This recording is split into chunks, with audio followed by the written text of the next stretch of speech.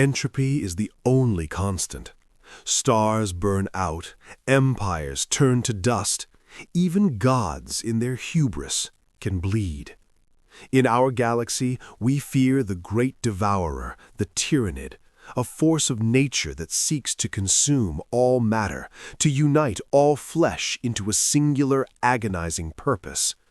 We call it the ultimate predator. We are wrong. There exists a creature not of this material plane, nor of the warp, a thing that does not hunger for biomass, but loathes the very concept of life itself. It is not an organism to be harvested. It is a universal rejection of existence. The Astartes call it an impossibility. The Inquisition calls it an anathema. The archives of a dead Earth knew it only by a designation, SCP-682. Today, we ask the question that the Hive Mind fears to answer. What happens when the unstoppable hunger meets the object that cannot die? The silence of Beta-Garmon IV was not the quiet of peace. It was the hollow, ringing silence of a grave robbed of its bones.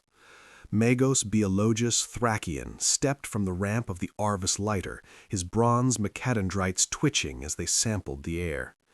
There was nothing to taste but ash and the lingering copper tang of processed blood. The sky above was a bruised purple, choked by the atmospheric dust left in the wake of Hive Fleet Leviathan. Usually, a world visited by the Great Devourer is left as a barren rock, stripped of every ounce of biological matter, down to the bacteria in the soil. The Tyranids were efficient artisans of extinction. They left no scraps. Yet, the logic engines in Thracian's cortex were screaming a binary warning of impossibility. His auspex scanner, blessed by the motive force, was pulsing with a rhythmic, violent beat. Somewhere in this ocean of gray dust, amidst the dried husks of capillary towers that stood like hollowed-out ribs against the horizon, something was alive, and it was generating a thermal signature hot enough to rival a plasma reactor. The Magos signaled his Skitari Praetorians forward, their galvanic rifles humming with lethal potential. They marched through the dunes of powdered chitin, the crunch of their boots the only sound in the dead world. The signal led them toward the Great Equatorial Scar, a massive impact crater where a Tyranid bioship had crashed during the initial planetary invasion. By all accounts of the Tactica Imperialis, the crash site should have been reclaimed by the Hive Mind, the biomass sucked back into the reclamation pools before the fleet departed. Instead, as the crater rim came into view, the noosphere, the digital overlay of data visible to the Magos, flooded with error rooms. The radiation counters ticked frantically. The air here was not dry, it was humid, thick with the smell of hydrochloric acid and rotting meat. Thracian adjusted his ocular receptors, zooming in X50. Down in the pit, amidst the calcified ribs of the dead bioship, a pool of green sludge bubbled. It was an anomaly that defied the sacred laws of thermodynamics. They descended into the pit, the acidic fog etching warnings across Thracian's retinal display. The source of the heat lay in the center of the sludge. It was a reptile of colossal proportions, though its form was currently a ruin of shifting flesh. It looked less like a natural creature and more like a biological war crime in progress. Half of its skull was missing, exposing a brain that pulsed with angry gray matter, yet bone was visibly knitting together before their eyes. Ribs snapped into place with the sound of cracking timber. It was feasting. The creature was tearing into the desiccated, fossilized remains of the Tyranid bioship, ripping out chunks of solidified Tyranid cartilage and swallowing them whole. It was not eating for sustenance, Thracian realized with a jolt of horror. The biomass of the ship was negligible. It was eating with contempt. The creature's flesh was riddled with old scars, burns from plasma, punctures from monomolecular blades, and the distinct circular rot of Tyranid phage cells. But the phage cells were dying, fizzling out as the creature's immune system devoured the virus itself. Thracian halted 10 meters from the beast, his servo skull hovering closer to record the holy data. The logic was impossible. The Tyranids adapted to their prey, evolving new toxins and weapons in real time. But this creature, this thing, appeared to be adapting to the adaptation. The readings showed that the reptile's cellular structure was in a constant state of aggressive flux. It wasn't just healing, it was overwriting its own genetic code to reject the reality of its injuries. Subject designates as Xenos extremis. Biomass quotient is infinite. It violates the law of entropy. It generates more energy than it consumes. The Skitarii raised their weapons, sensing the wrongness of the beast. It was an affront to the Omnisciad's ordered universe. A creature that refused to die was a creature that could not be categorized, and in the Imperium of Man, the unknown is the gateway to heresy. The Magos felt a shiver in his organic spine, a sensation he hadn't felt in decades. Fear. The chewing stopped. The sound of wet tearing ceased. Slowly, agonizingly, the massive head of the reptile turned. The single remaining eye, a yellow orb bisected by a vertical slit, focused on the Magos. It did not look at him with the hunger of a predator, nor the territorial instinct of a beast. It looked at him with profound, sentient loathing. The sludge in the pool hissed as the creature shifted its bulk, rising on limbs that were currently regenerating muscle fiber over exposed bone. The vox grill on Thracian's chest captured a low, guttural vibration that shook the dust from his robes. It wasn't a roar, it was speech. Low Gothic, archaic, and distorted with fluid in the lungs, but undeniable. Disgusting, the word rasped, dripping with millennia of hate. More pests. The Skitarii opened fire, and the nightmare began. Time is a variable that Trazyn the Infinite has mastered, yet he found the Mechanicus's waste of it profoundly irritating. From the suspended reality of his observation deck, a pocket dimension folded neatly into the fabric of space above Beta-Garmon IV, the overlord of Solemnis watched the skirmish below with the detached critical eye of a curator inspecting a damaged painting. The primitives of Mars were attempting to kill the specimen using radium carbines and galvanic rifles. It was like watching children trying to dismantle a starship with rocks. Trazyn adjusted his necrodermis, gripping the railing. The sensory data streaming from his canoptech spiders on the surface was exhilarating. The creature, this reptile, was not merely regenerating, it was rewriting its own biology in real time to negate the specific frequency of the Skitarii weaponry. It was a masterpiece of survival, a singular entity in a galaxy of copy-paste genetic trash. Magnificent, Trazyn intoned, his voice a metallic purr of subharmonics. It possesses the durability of the C'tan, yet lacks the divine spark. It is distinct, it is rare, and I must have it. With a mental command, he materialized on the surface, stepping out of a dimensional rift in a flash of emerald lightning, his lich guard forming an impenetrable phalanx around him. The Magos and his toys were essentially ignored. They were background noise to the acquisition. Trazyn raised his hand, holding the small, intricate cube of a tesseract labyrinth. Usually, this device was the ultimate period at the end of a sentence, a prison that trapped a subject in a pocket of frozen time, converting matter into hard light data for easy storage. He had captured Cork warlords, enslavers, and even a deceptive fragment of the Deceiver with such devices. He aimed the labyrinth at the reptile, which was currently ripping the legs off a Skitarii dune crawler. "Compliance," Trazyn commanded. The device flared with blinding green energy, a funnel of dimensional force pulling at the beast. The reptile roared, its body stretching and distorting as it was dragged toward the event horizon of the trap. But then, the impossible occurred. The readings in Trazyn's cowl spiked. The creature was not being digitized, it was anchoring itself. It dug its claws not into the ground, but into the fabric of reality itself. The tesseract whined, overheating, as the reptile's hatred seemed to possess a gravimetric weight that defied physics. It refused to be categorized. It refused to be stored. The device cracked in Trazyn's hand, the containment field shattering like glass. "Disappointing," Trazyn muttered, tossing the broken artifact aside. "It requires softening." He gestured to his immortals. "Gauss flares, pattern Omega. Flay the outer dermis, but leave the skeletal structure intact for reconstruction." The Necron warriors opened fire. Beams of green lightning, capable of stripping a lemon rust tank to its constituent atoms in seconds, struck the beast.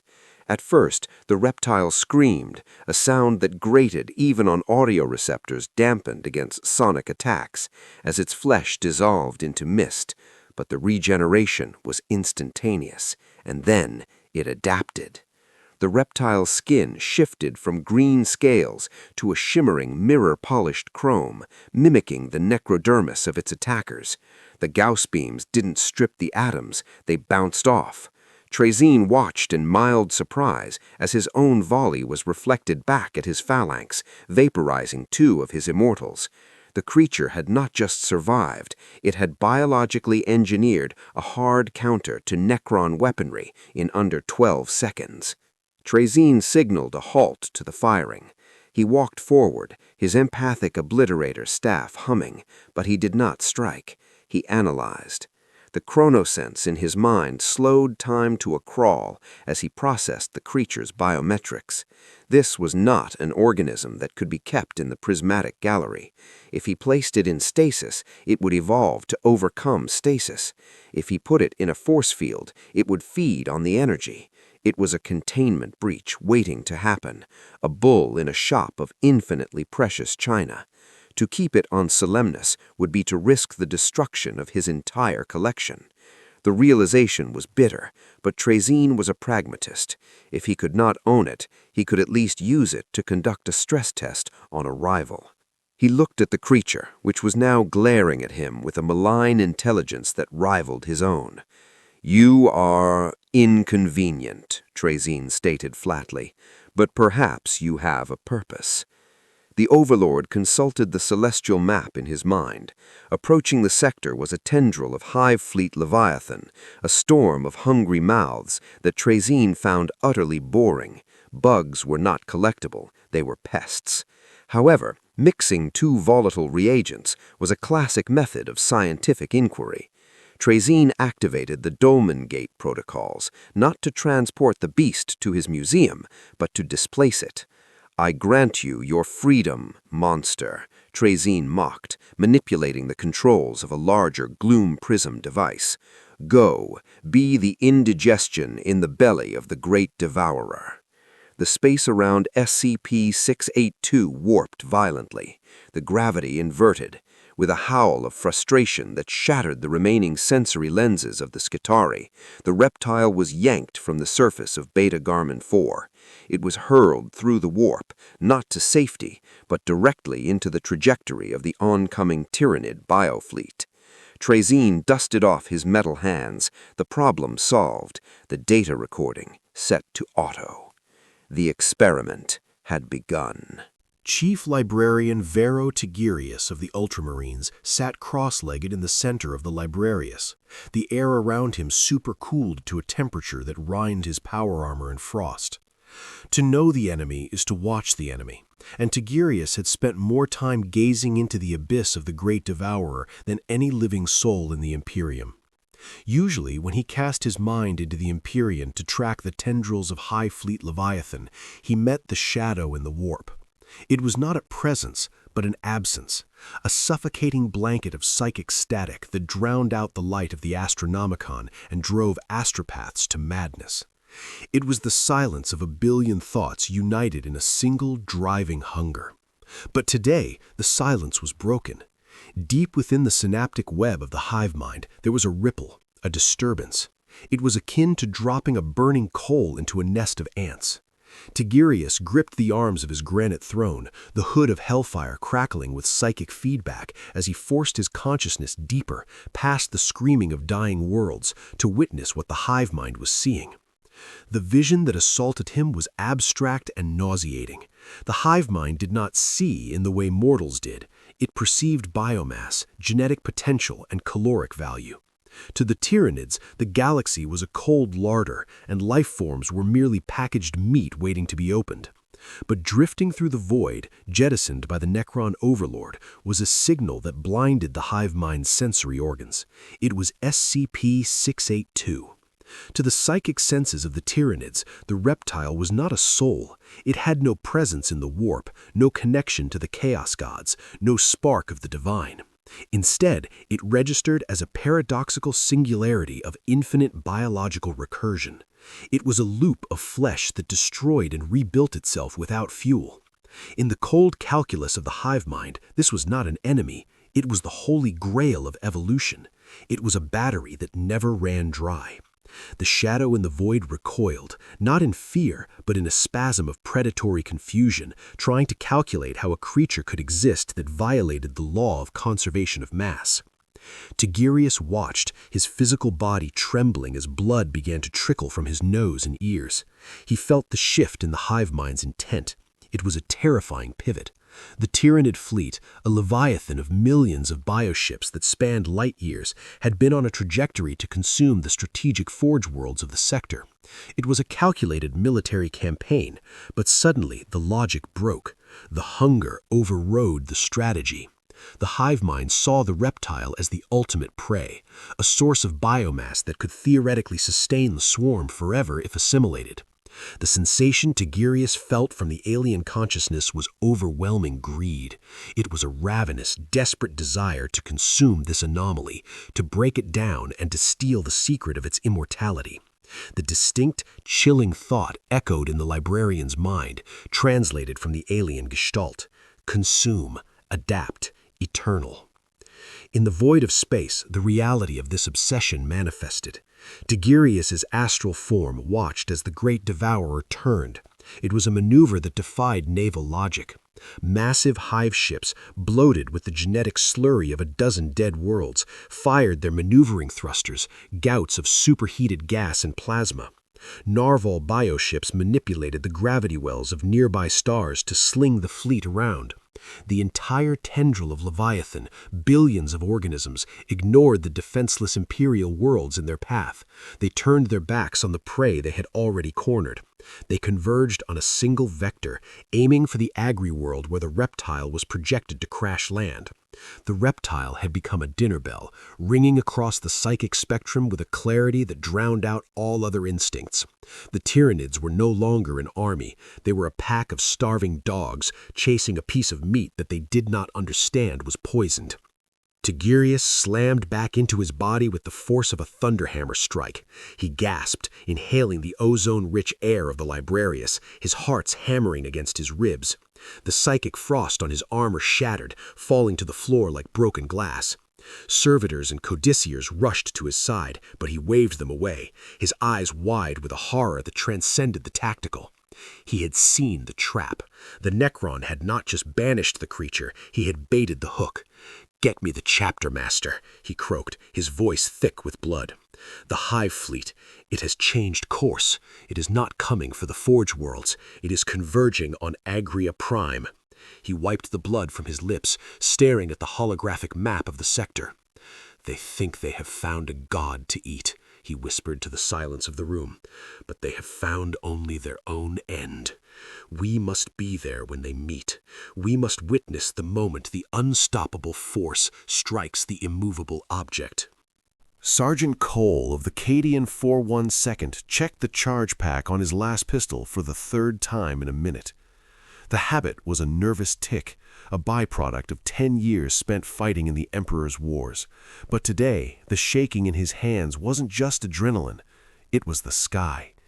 The atmosphere of Agria Prime, usually a golden hue from the wheat fields, had turned a bruised, sickly purple. They had been dug into the trench line, the Emperor's Furrow, for 6 hours, waiting for the Tyranid invasion the deep-range Auspex had promised. But the first thing to hit the ground wasn't a mycetic spore. It was a single, burning object that streaked down with a scream like a banshee, impacting no man's land with the force of a tactical nuke. The shock wave had collapsed 3 kilometers of trench line, burying half of 2nd Platoon in dirt and rockcrete. Cole peered over the parapet, his rebreather filtering out the dust. In the center of the impact crater, the earth was fused into glass. There was no spore pod, no fleshy sac waiting to burst. There was only a creature, pulling itself out of the magma, shaking off the heat of atmospheric entry as if it were merely water. "Contact! Front!" The shout from the Vox operator was redundant. The sky broke open. The true invasion had arrived. Thousands of leather-skinned sacks rained down around the crater, thudding into the soft loam of the agra-fields. They burst open with wet, sickening pops, spilling their contents. Hormagaunts. The chittering began, a sound like a billion dry leaves scraping together, escalating into a screeching roar. The Cadians opened fire. "First rank, fire. Second rank, fire," Cole bellowed, leveling his pistol. The air filled with the snap hiss of lasguns, a wall of red light slamming into the chitinous tide. The Tyranids, driven by the Synapse command to secure the biomass in the crater, ignored the guardsmen at first. They poured into the pit, a river of claws and teeth, intent on consuming the lone survivor of the crash. Cole watched, bewildered. The Xenos were fighting. Each other? No, they were trying to eat the meteor. The crater erupted. It was not an explosion of ordnance, but of violence. The reptile, 682, met the tide of gaunts not with fear, but with a frenzy of motion that blurred the eye. It was a thresher in a field of wheat. Cole watched through his magnoculars as the reptile bit a Hormagaunt in half, its jaws snapping through the alien chitin like wet paper. It swung its massive tail, shattering the spines of a dozen creatures instantly. But the Tyranids were endless. They piled onto 682, burying him under a mound of slashing talons and biting maws. They were stripping the flesh from his bones in seconds. Cole saw the reptile's arm reduced to a skeletal white limb, then the ribs exposed, then the skull. "Target destroyed," a trooper next to him muttered, lowering his rifle. The bugs ate it. "Hold fire," Cole ordered, his eyes narrowed. The mound of writhing gaunts was pulsing. A deep, chaotic vibration began to hum through the ground, shaking the mud off the trench walls. Suddenly, the pile of Tyranids exploded outwards. 682 had not died, it had adapted. From its exposed bone, jagged, razor-sharp osseous shrapnel burst forth like a frag grenade, impaling hundreds of gaunts instantly. The reptile stood up, its flesh knitting together at a terrifying speed, but it was different now. Its skin was weeping a viscous black fluid. As a fresh wave of gaunts leapt at it, the fluid sprayed out. It was a hyper-corrosive acid, far more potent than the Tyranid's own bioplasma. Cole watched in horror as the gaunts dissolved in mid-air, their chitin melting into slurry before they even hit the ground. The reptile roared, a sound that drowned out the artillery support and charged into the thickest part of the swarm. The dynamic of the battlefield shifted irreversibly. The Tyranids, creatures that knew no fear, only hunger, began to falter. The Synapse creatures, the warriors and zoanthropes directing the swarm, sensed a predator that they could not calculate. The Hormagaunts, usually mindless automatons of slaughter, started to break formation, skittering away from the acid-drenched nightmare in their midst. Cole realized with a sinking heart that the Cadian 412nd was no longer the protagonist of this war. They were spectators to a clash of titans. The reptile was now ripping through the Tyranid lines, heading towards the larger biosignatures, leaving a trail of melting, bubbling ooze behind it. Cole grabbed the Voxtaster. "Command, this is Cole. The Exynos are retreating. I repeat, the Tyranids are falling back." He paused, watching 682 tear the head off a Tyranid warrior and eat it. "But, Emperor, save us. The thing chasing them is worse." The chaotic chittering of the lesser swarm ceased abruptly, replaced by a silence that was far more unnerving than the roar of battle. The Hive Mind, a consciousness vast and cold as the void between stars, had processed the data from the slaughter of the Hormagaunts. The strategy of attrition, drowning the enemy in bodies, was inefficient against an entity that harvested energy from the act of destruction itself. The synaptic command rippled through the brood network. Cease feeding. Commence surgical extraction. The ocean of gaunts parted, skittering back into the shadows of the ruined agri-complexes. In their place, the mist rolled in, not the dust of the bombardment, but a heavy, sickly yellow spore fog vented from the spiracles of distant biotitans. Through this toxic gloom marched the solution to the anomaly, the Tyranid warriors. They came in a phalanx, 6 of them, standing twice the height of a man, their carapaces gleaming with hardened resin. They did not rush. They advanced with the disciplined stride of veteran soldiers, their bone swords twitching in anticipation of the cut. SCP-682 stood amidst the slurry of dissolved gaunts, its body heaving as it metabolized the acidic blood it had generated. It sensed the shift in the air.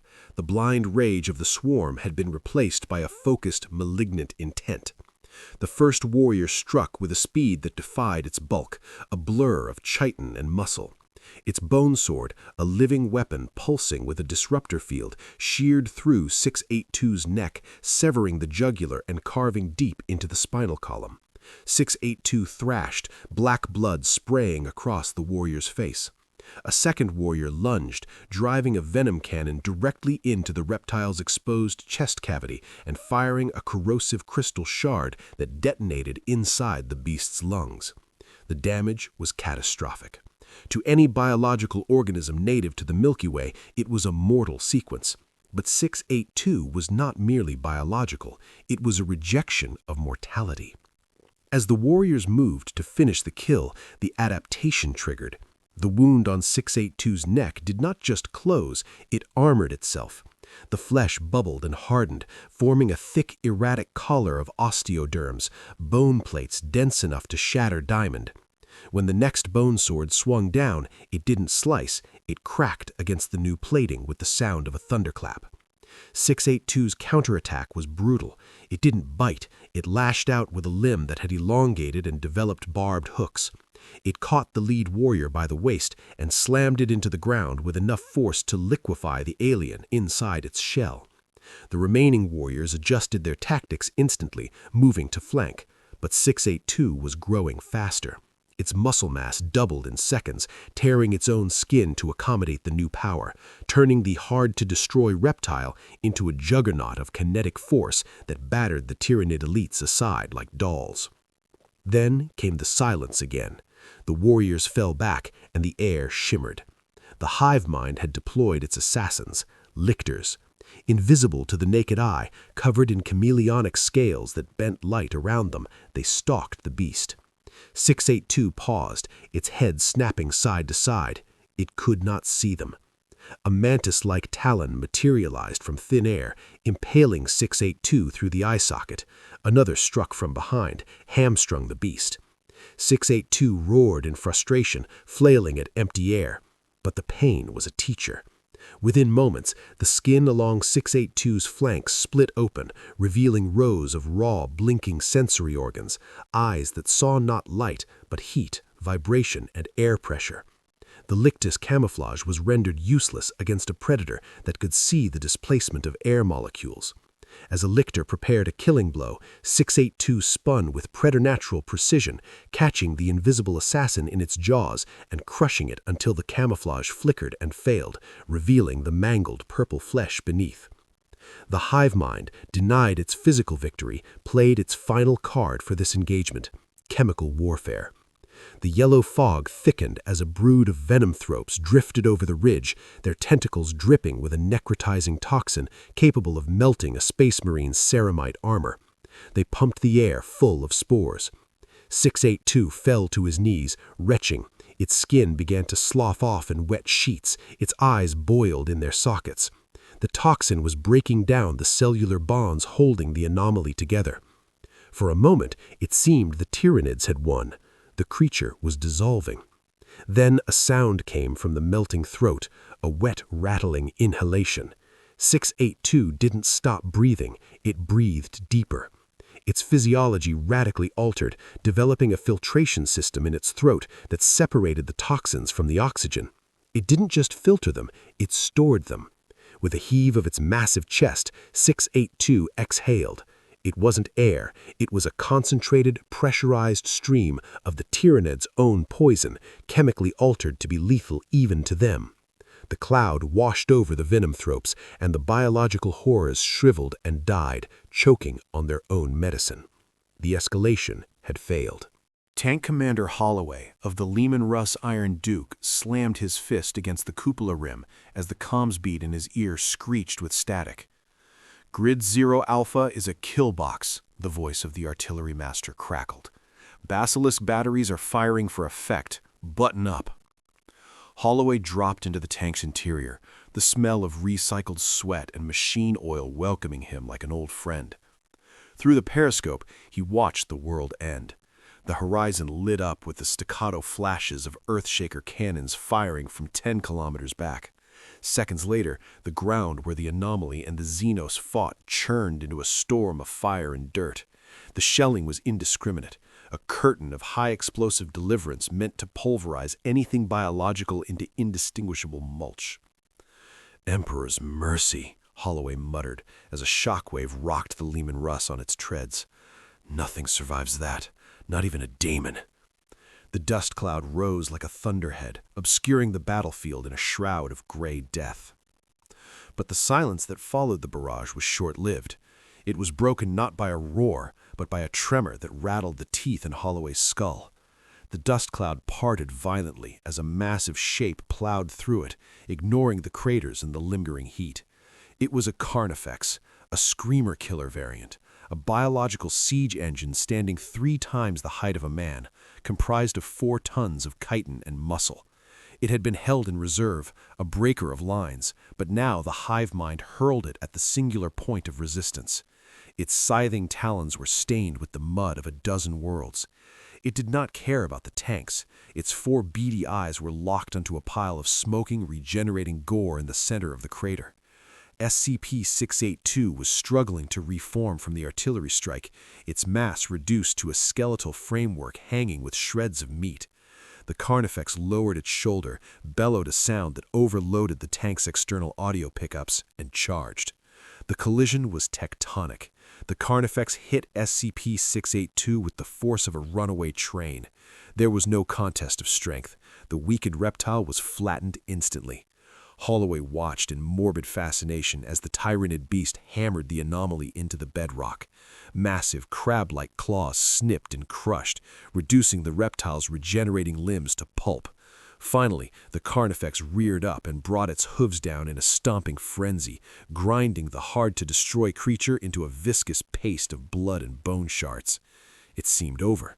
The Tyranid screeched in triumph, a sound of wet, guttural satisfaction.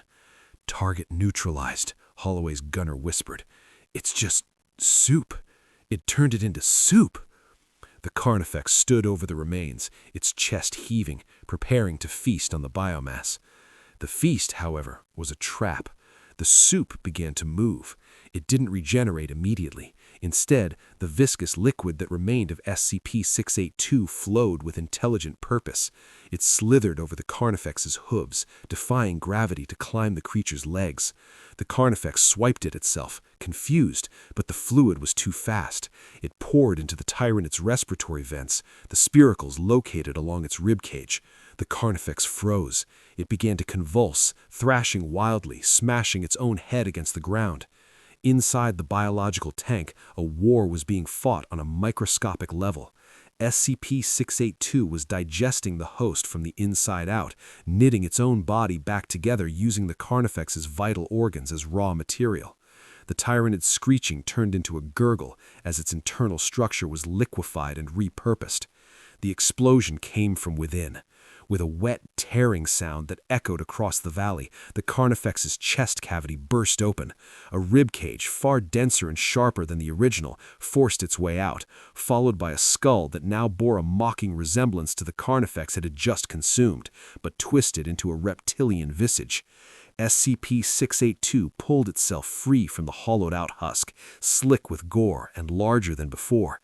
It had assimilated the Carnifex's armor plating. Its skin was now a patchwork of indestructible chitin and adaptive scales. It turned its gaze toward the Imperial line. Holloway shouted, "Driver, reverse, full reverse!" But it was too late. 682's throat swelled, glowing with a bright green luminosity, a trait stolen from the Tyranid bioplasma. It opened its jaws and unleashed a ball of green fire that struck the lead Leman Russ, melting the turret instantly. The hunter had become the tank. The battlefield fell into a hush that was biologically enforced. The Tyranid Prime, a creature of towering height and synapse-hardened carapace, lowered its death spitter. It felt the change in the unseen ether. The Hive Mind was no longer screaming commands of chaotic hunger. It was whispering a single, complex algorithm of destruction. The lesser beasts, the gaunts and gargoyles, prostrated themselves in the mud, their primitive brains overwhelmed by the presence descending from the upper atmosphere. A tyrannocyte, distinct in its regal, pulsating purple hue, slammed into the earth with the weight of a decree. It did not burst messily. It unfolded like a dark flower. From within stepped the herald of the Great Devourer, the Swarmlord. It was the apex of Tyranid evolution, a creature that had commanded the consumption of galaxies. It carried 4 bone sabers, crystalline blades that hummed with a psychic resonance capable of slicing through force fields. It did not roar. It simply stared at the anomaly, its alien mind analyzing the tactical puzzle that was SCP-682. SCP-682, currently a monstrosity of fused Carnifex armor and weeping sores, lunged. It was a strike that would have leveled a fortress wall. The Swarmlord did not dodge, it flowed. With a speed that belied its massive bulk, the Tyranid general parried the blow with 2 of its sabers, the sound of the impact ringing like a struck bell, while the other 2 blades scissored in a blur.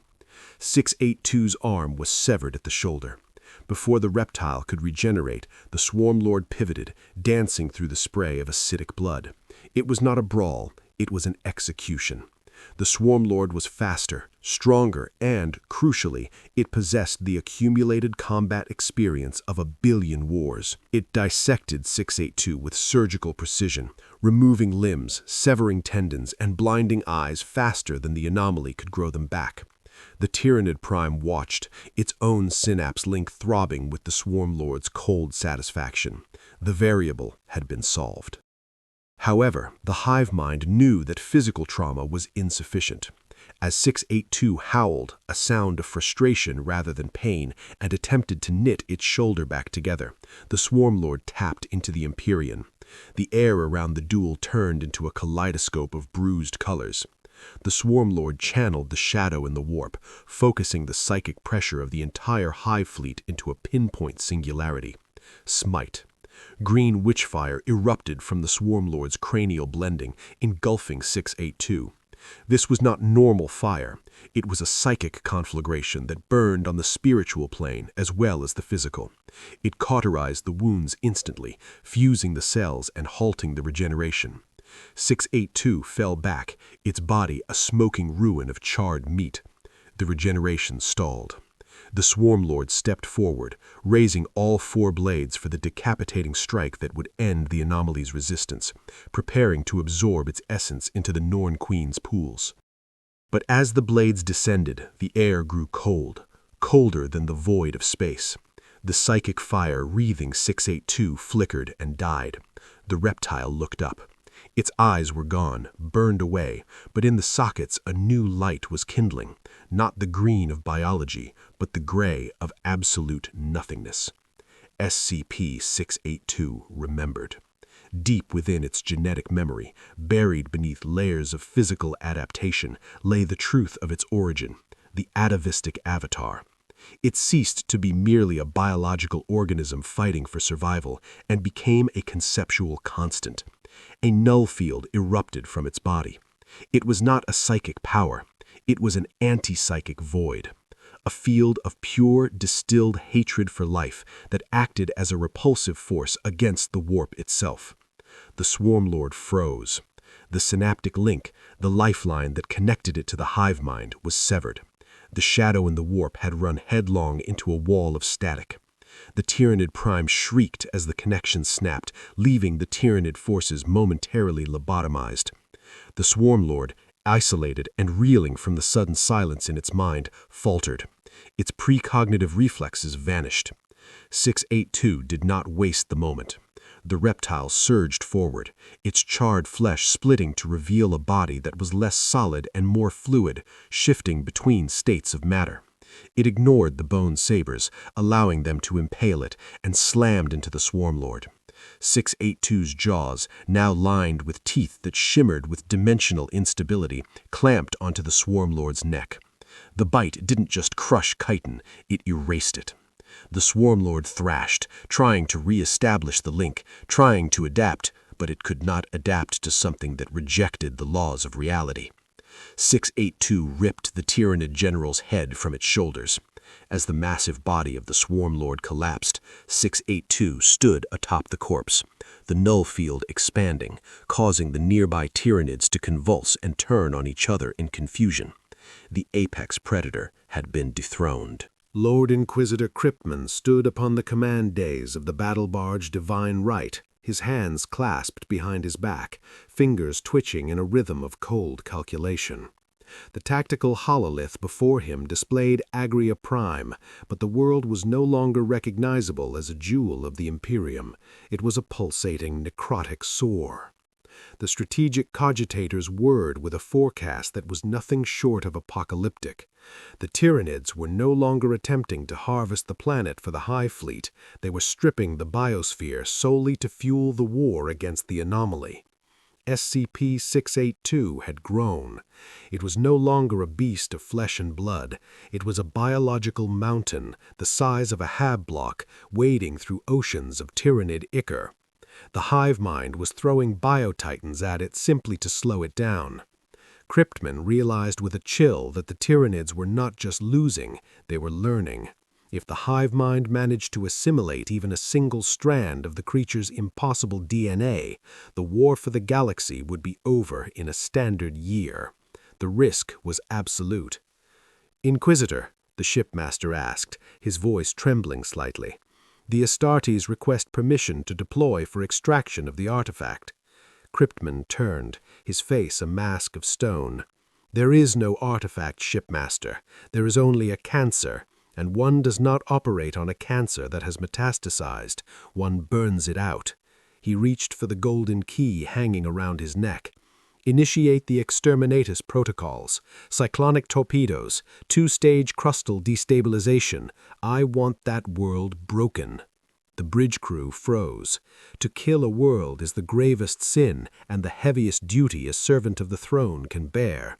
But Cryptman did not hesitate. He inserted the key into the rune-encrusted lock on the console. "Some may question my right to destroy 10 billion lives," he recited, his voice echoing in the silence. "But those who understand realize that I have no right to let them live." The Divine Right shuddered as the weapon bays opened. These were not the precision lances used for orbital support. These were the end of days. 4 massive cylinders, each the size of a skyscraper, slid into the void. They were painted in the drab gray of the administratum, unmarked save for the aquila and the skull. They drifted silently towards the planet, propelled by the final judgment of the Inquisition. On the surface, the war raged on. The Tyranids, sensing the incoming doom, began to screech in panic, their link to the Hive Mind fragmenting into terror. SCP-682, currently wrestling a Hierophant Biotitan into the dirt, paused. It looked up. Its eyes, now burning with the energy of the assimilated Swarmlord, tracked the falling stars. It did not panic. It crouched. The impact was silent in the vacuum of space, but the result was blinding. The first stage of the torpedoes detonated in the upper atmosphere, igniting the oxygen. A wave of fire hotter than the surface of a star swept across the globe in seconds. The oceans boiled instantly into steam. The forests turned to ash. The billions of Tyranid organisms covering the surface were vaporized, their biological matter reduced to constituent atoms before they could even register pain. The second stage penetrated the crust and detonated deep within the planet's mantle. The tectonic plates shattered. Agria Prime cracked open like a rotten egg. Magma spewed forth, covering the continents in a sea of fire. From the bridge of the Divine Right, it looked as if the planet had been transformed into a miniature sun. Target obliterated, the Master of Ordnance reported, wiping sweat from his brow. Life signs 0. The planet is dead. Scan the surface, Cryptman ordered, his eyes never leaving the viewing bay. Maximum resolution, center of the impact zone.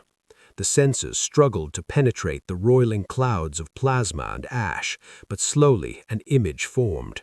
It should have been impossible. In the center of a continent-sized lake of lava, where the crust had melted away entirely, something was moving. SCP-682 was not dead. It was molting.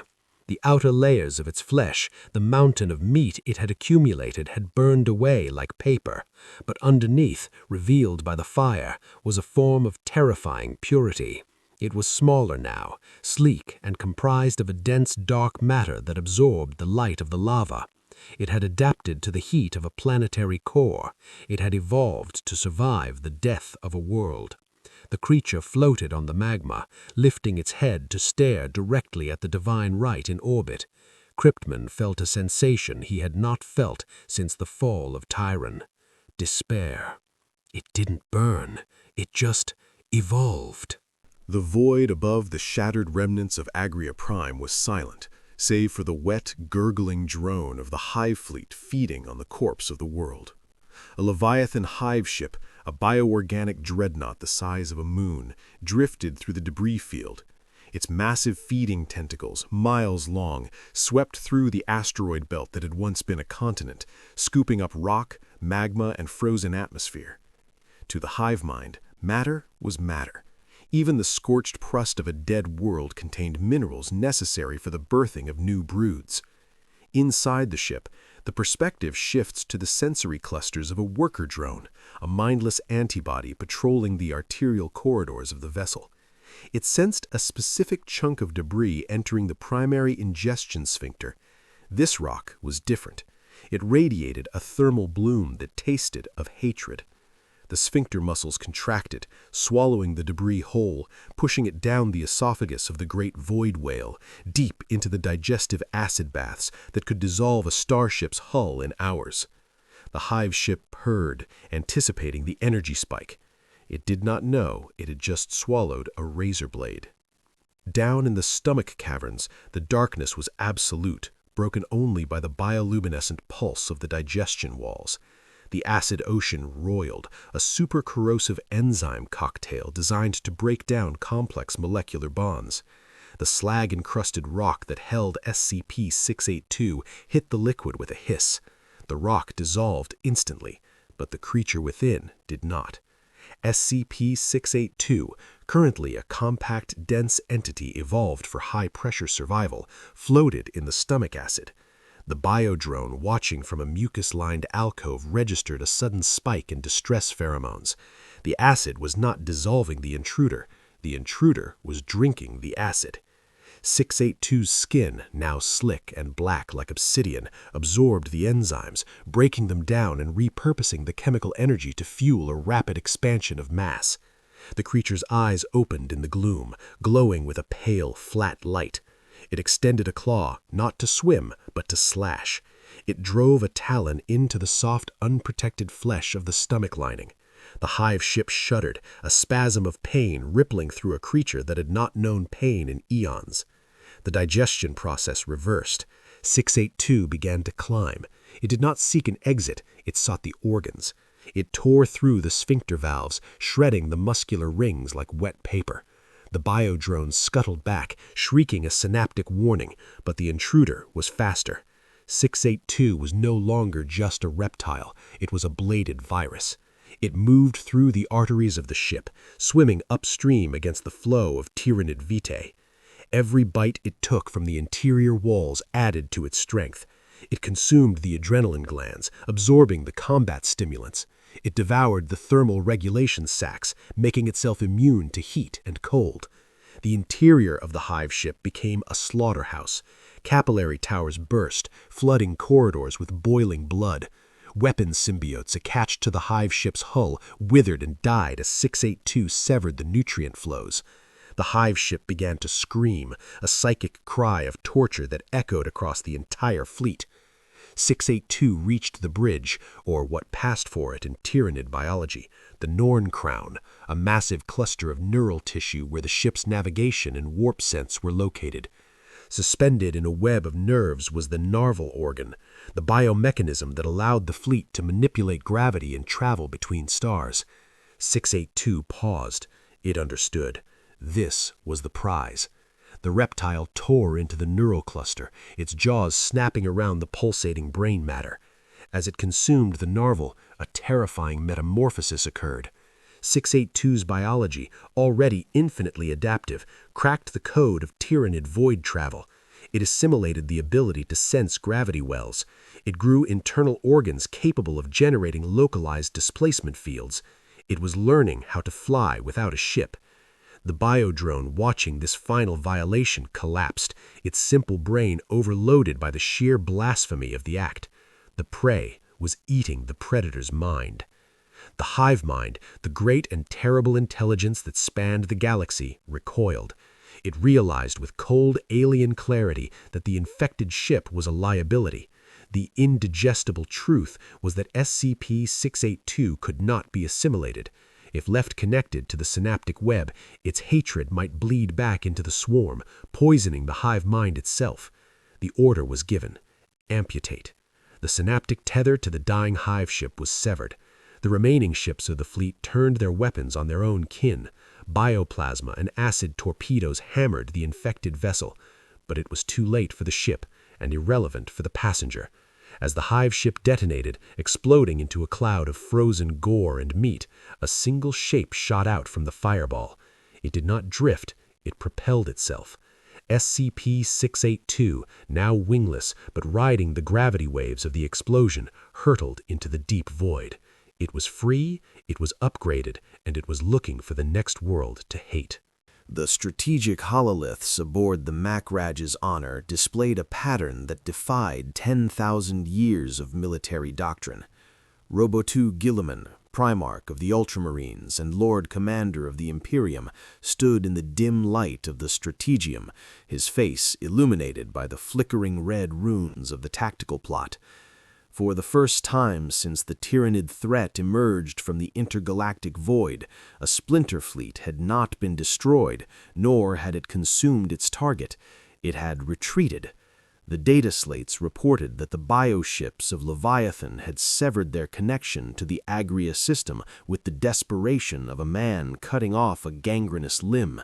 They had engaged their narwhal drives and fled into the dark, leaving behind millions of tons of biomass unharvested. To the gathered chapter masters and logistics adepts, this was a victory, a miracle granted by the God Emperor. But Guilliman, possessed of a mind that processed logistics like a supercomputer, saw no victory. He saw a reaction. The Great Devourer had encountered something indigestible, something that frightened the hive mind more than starvation. The silence of the void where the fleet had been was not peaceful. It was the breath held before a scream. Deep-range augers, usually reserved for tracking the movement of blackstone fortresses, were turned toward the debris field of the shattered world.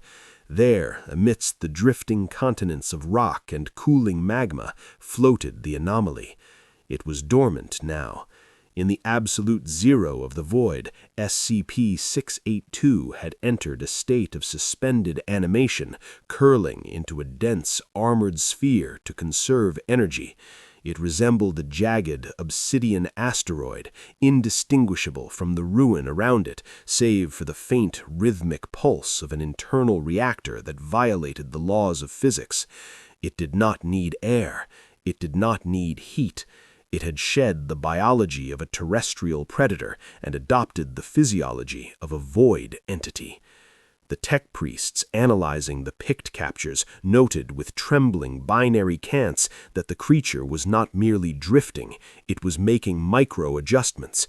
It was using the solar winds of the system's star to navigate. It was waiting for a gravity well to catch it, to pull it into a new biosphere. It was a spore of hate drifting on the galactic winds. Gilliman set the slate down on the adamantium table, the sound echoing like a gunshot in the silent room. He picked up a quill, dipping it into a pot of ink made from the ashes of martyrs. He began to write a new entry into the Codex Astartes, a section designated Diabolus Extremis. "We have spent millennia fighting the enemies of life," he narrated, his voice low and gravelly, recorded by the autoquills. "The Necrons seek to reclaim a galaxy of silence. Chaos seeks to drown it in madness. The Tyranids seek to consume it. But this Subject 682, it represents a fourth axis of destruction." He looked up at the image of the drifting beast. "The Tyranid Hive Mind is a force of unity, a horrific, singular purpose to bind all flesh together. This creature is the antithesis. It is the avatar of rejection. It refuses to die, refuses to join, refuses to be anything other than a singular point of suffering. It is not a Xenos. It is a universal constant, a biological singularity that cannot be reasoned with, only contained." The philosophical implications rippled through the gathered leadership. The Inquisition representatives looked ill. They had authorized Exterminatus, the ultimate sanction, and it had failed. The implications for the Imperium's doctrine were catastrophic.